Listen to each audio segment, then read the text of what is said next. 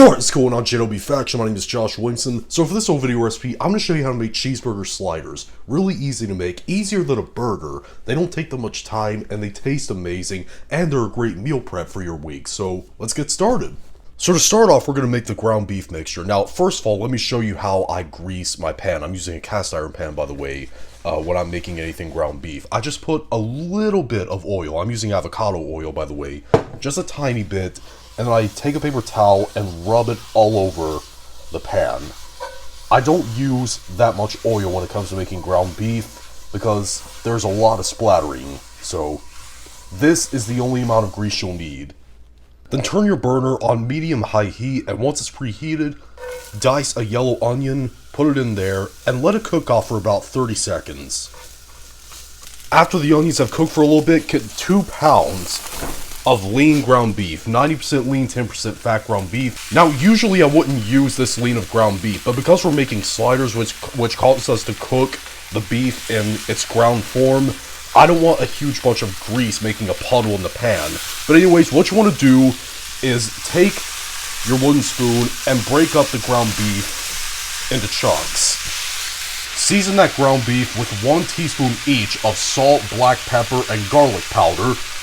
Mix that seasoning in and continue cooking this ground beef until it turns brown and it's no longer pink anywhere. And now would be a good time to mention that you can actually adjust the seasonings how you want to. If you want more salt, more pepper, more garlic powder, or if you want to add more seasonings to this, feel free to do so. So now that the ground beef is done cooking, first of all, turn your burner off, and then we want to get rid of all that grease that formed in there because we don't want that in our sliders. That'll make our slider rolls soggy. So I got a tip to get that out easier.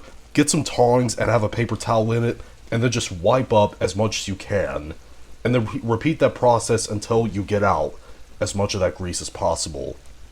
After you got out as much of the fat as possible, what you want to do now is add 1/4 cup of mayonnaise to the mixture. Now, this won't make it taste much like mayonnaise, okay? It'll just add a little bit more moisture to the ground beef. But anyways, mix that in, and after you mixed that in until it's completely mixed in with the beef and onions, set it aside while we work on the rest of the stuff. Alright, so next you need 24 slider rolls. Yes, there's 6 on here because the other ones came in separate packagings, but get 24 slider rolls. I'm using brioche rolls, that's my favorite bread. But anyways, what you want to do is take a serrated bread knife, a long one, and then cut down the middle in half, like this. Like I said, this takes a little bit of practice to get down properly. I'm still working on getting it down properly. As you can see, there's too much bottom bun and not enough top bun. But anyways, repeat that process a little better than I did with the rest of these slider rolls you have. Then get the tray. That's the tray I used to show, the slider rolls. But anyways, get a big baking tray. This is a really big sheet pan that I use for cookies. And brush the entire surface of that with melted butter. Alright, so next get the bottom halves of your slider rolls and then put a slice of extra sharp cheddar cheese all over them. Make sure that there's a slice of cheese covering the entire surface of these.